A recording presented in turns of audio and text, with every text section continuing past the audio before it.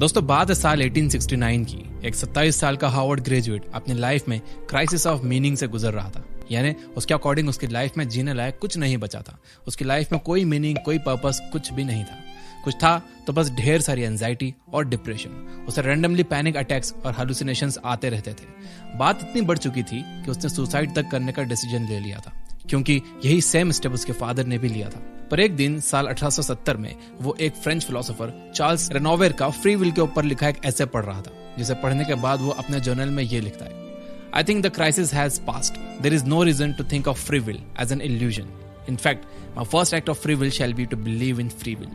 और कई सालों बाद ये एक थॉट प्रैग्मेटिज्म की फाउंडेशन बनता है। प्रैग्मेटिज्म एक फिलोसॉफिकल आइडिया है जो कहता है कि हम क्या सोचते हैं उसे एक्चुअली में कंट्रोल करके चेंज किया जा सकता है, और बस अपने सोचने के तरीके को बदलकर आप अपनी पूरी लाइफ बदल सकते हो। जिसने इस आइडिया को जन्म दिया उसका नाम था विलियम जेम्स। जो इंसान एक समय पर सुसाइड करने ही वाला था, आज उसे फादर ऑफ अमेरिकन साइकोलॉजी माना जाता है। ऐसा क्या था इस आइडिया में? आप इससे अपनी लाइफ में कैसे अप्लाई कर सकते हो? दिमाग की सुलझन के बीच सीधा और क्लियर सोचने के स्किल में आप कैसे मास्टर कर सकते हो, यही आप सीखोगे। वो भी सीधा डेरियस फॉरक्स की बुक थिंक स्ट्रेट से, जिन्होंने प्रैग्मेटिज्म की इस पूरी फिलॉसफी को पढ़ा है, सीखा है, खुद पर अप्लाई करके देखा है और अपनी लाइफ को चेंज किया है। तैयार हो तो कमेंट कर दो आई एम रेडी, क्योंकि दोस्तों जिंदगी बदलने वाली है।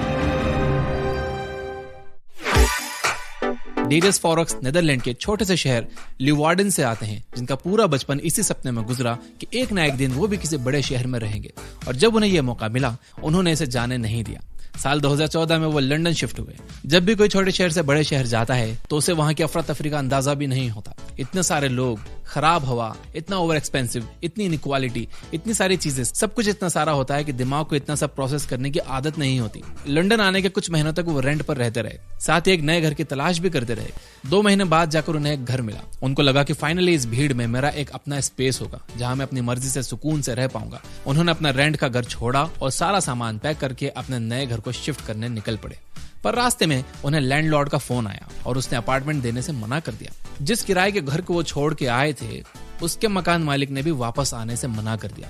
घर का सारा सामान, फर्नीचर, टीवी, फ्रिज, सब कुछ एक टेम्पो में लेकर वो अपने पेरेंट्स और अपने भाई के साथ लंदन की भीड़ भाड़ में भटक रहे थे। जाए तो कहाँ जाए कुछ समझ ही नहीं आ रहा था। उनका पूरा दिन मेंटली कितना हेक्टिक गया होगा, आप और मैं शायद इसका अंदाजा भी नहीं लगा सकते। वो अपने लैंडलॉर्ड से लड़ते रहे, सिचुएशन को ब्लेम करने लगे, रिग्रेट करने लगे कि वो शहर में आए ही क्यों।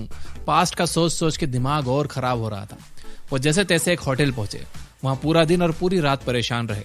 जब उनके पेरेंट्स ने उन्हें थोड़ा डांटा और समझाया कि बस अब जो हो गया वो हो गया, पिछला भूल के आगे का सोचो, तब जाके वो थोड़ा शांत हुए।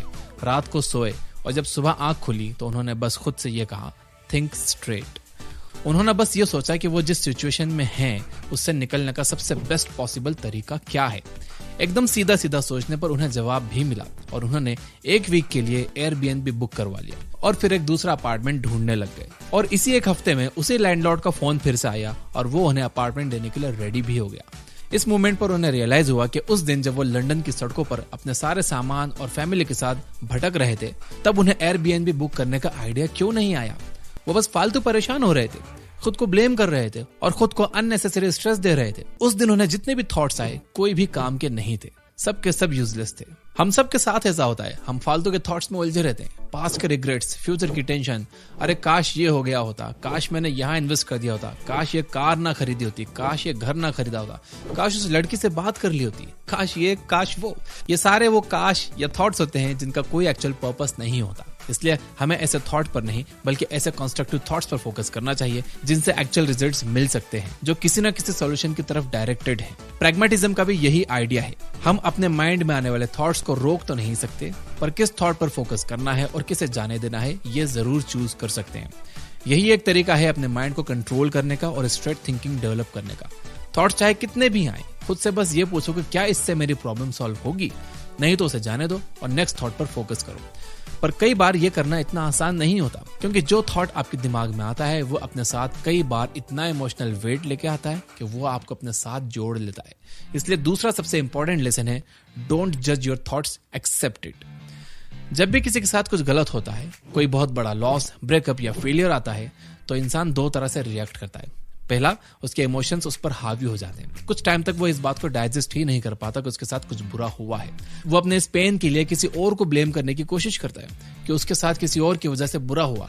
फिर उसका माइंड पास्ट और फ्यूचर में पेंडुलम की तरह इधर से उधर घूमने लगता है कि उसके साथ ऐसा क्यों हुआ, आगे क्या होगा। ये सब सोच सोच के स्ट्रेस और एंजाइटी बिल्ड होने लगती है और वो इंसान बहुत ही खराब स्टेट में चला जाता है। हम में से ज्यादातर लोग ऐसे ही रिएक्ट करते हैं। लेकिन दूसरा तरीका जैसे हमें रिएक्ट करना चाहिए वो है, सबसे पहले तो अपने सिचुएशन को एक्सेप्ट करो कि हाँ, आपके साथ कुछ बुरा हो गया है। इमोशंस बिल्डअप होंगे, बुरा तो लगेगा, रोना भी आ सकता है। यहाँ आपको खुद को रोकना नहीं है। आप जो फील कर रहे हो करने दो, बस पेंडुलम नहीं बनना है। जब भी आपको किसी बात को लेकर स्ट्रेस या एंजाइटी फील हो तो बस खुद से ये सवाल पूछो, क्या मैं इस सिचुएशन को बदल सकता हूँ, इसे इंप्रूव कर सकता हूँ या इससे बाहर आ सकता हूँ।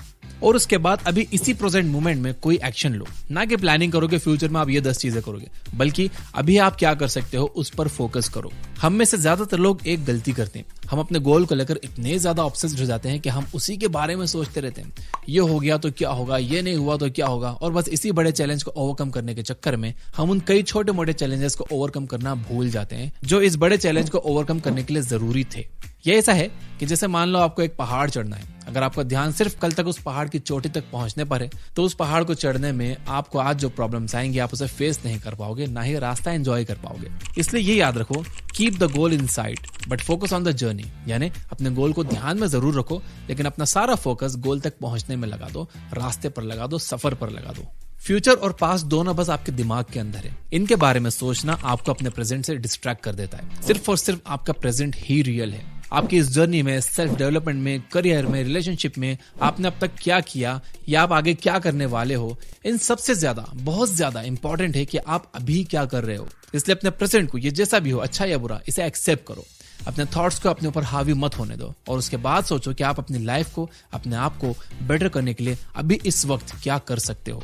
और इसी के साथ आता है हमारा third point, know when you are overthinking, when to stop it. मान लो कि आप अपने ऑफिस से घर आ रहे हो और आपके आते हुए आपके बॉस ने आपसे कहा कि मुझे तुमसे कुछ बात करनी है मंडे को। और अब बस आप पूरे वीकेंड यही सोच रहे थे कि वो क्या बात करेंगे, आपसे कोई मिस्टेक तो नहीं होगी, कहीं मेरी जॉब तो खतरे में नहीं है। बस दिन रात यही सोच रहे हो, जबकि आप इस बारे में कुछ कर ही नहीं सकते। आपके सोचने से कोई सोल्यूशन नहीं निकलने वाला, फिर भी आप ओवर थिंकिंग कर रहे हो। जब भी आप ओवर थिंकिंग कर रहे होते हो तो आप ये 3 चीजें नोटिस करोगे। पहला, रिपीटिशन, जहां आप एक लूप में फंस जाते हो, एक ही चीज को बार बार अलग अलग तरह से सोचते रहते हो। जैसे आपके दोस्त ने या आपके पार्टनर ने आपसे मजाक में कुछ ऐसा कह दिया जिससे आप बहुत हर्ट हो गए, तो अब आप उसी चीज के बारे में बार बार सोचते रहोगे। उसने ऐसा क्यों कह दिया, वो हमेशा मुझे ऐसा ही बोलता है, उसे ऐसा नहीं बोलना चाहिए था, मैं बदले में उसे ऐसा बोलूंगा, मैं उससे बात नहीं करूंगा, एक्सेट्रा एक्सेट्रा।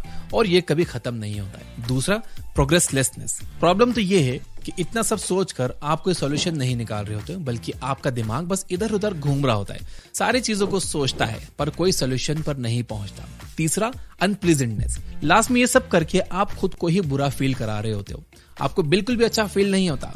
ओवर थिंकिंग को हम एक प्रॉब्लम की तरह इसलिए ट्रीट करते हैं क्योंकि इससे हमें नुकसान होता है। यह हमारी सेल्फ एस्टीम को लो करता है, कॉन्फिडेंस को गिराता है और ओवरऑल लाइफ में नेगेटिविटी आती है। तो जब भी आप ये 3 चीजें नोटिस करो तो समझ जाओ कि आप ओवर थिंकिंग कर रहे हो। पर इसे रोकना कैसे? इसे एक टेक्निक से जिसका नाम है वरी पोस्टपोनमेंट। अगर आपके साथ कुछ बुरा हुआ है और आप उसके बारे में दिन रात सोचे जा रहे हो, तो ये आप जानबूझकर नहीं कर रहे हैं, बल्कि आप खुद को कहते भी हो कि आप इसके बारे में अब और नहीं सोचोगे, पर फिर भी घूम फिर कर आपके माइंड में वही थॉट्स आते रहते हैं। ऐसा इसलिए है क्योंकि सच ये है कि आप अपने थॉट्स को कंट्रोल नहीं कर सकते। आपके थॉट्स ऐसे ही हैं जैसे एक रोड पर चलती हुई कार्स जो आती जाती रहती है। आप उन्हें रोक नहीं सकते, लेकिन आप रोड के बीच की ट्रैफिक लाइट्स का काम कर सकते हो ताकि आपके थॉट्स से आपके दिमाग में ट्रैफिक जाम ना हो। इसे करने के लिए जब भी आप खुद को ओवर थिंकिंग करता हुआ पाओ, आप खुद से बस ये कहो कि मैं इस बारे में शाम को सोचूंगा। इवन अपने फोन में एक अलार्म भी लगा लो। फॉर एग्जाम्पल, मान लो कि आपके बॉस ने आपसे कुछ कह दिया, या आपके किसी दोस्त से आपकी आर्ग्यूमेंट हो गई, या आपको कोई लॉस हो गया जिसके बारे में आप बहुत ज्यादा सोच रहे हो और खुद को कंट्रोल नहीं कर पा रहे। ऐसे टाइम पर आपको खुद से कहना है कि ओके, मैं इस बात से हर्ट हूं और मैं बहुत ज्यादा सोच रहा हूं, मैं इस बारे में रात को 8 बजे सोचूंगा। और आप अपना फोन निकालो और 8 बजे का अलार्म सेट कर लो। इससे होगा ये कि आप अपनी ओवर थिंकिंग की आदत से फाइट नहीं करोगे, जिससे कि जीतना इम्पॉसिबल है, बल्कि आप अपनी फीलिंग से पीस मेंटेन करोगे। जब भी आप ओवर थिंकिंग करोगे तो आप ये सोचने की बजाय कि नहीं मैं इस बारे में नहीं सोचूंगा, आप खुद से ये कहोगे कि मैं इस बारे में शाम को 8 बजे सोचूंगा। इससे वो थॉट आपके ब्रेन से गायब हो जाएगा और जब आपका अलार्म बजेगा तो आपको याद ही नहीं रहेगा कि आप किस बात से इतना परेशान हो रहे थे। तो मेरे दोस्त, यहाँ तक देख रहे हो तो बिना सोचे वीडियो को लाइक कर दो, शेयर करो अपने सभी दूसरे दोस्तों के साथ जो ज्यादा सोचते हैं। और सोचने के तरीके सीखने के लिए ये बुक ऐप डाउनलोड कर लो, जहां पर आप 400 से ज्यादा फ्री बुक समरी सुन सकते हो हिंदी में बिना किसी एड्स के। Finally, you guys are amazing, keep reading, keep learning, keep growing. Thank you for watching.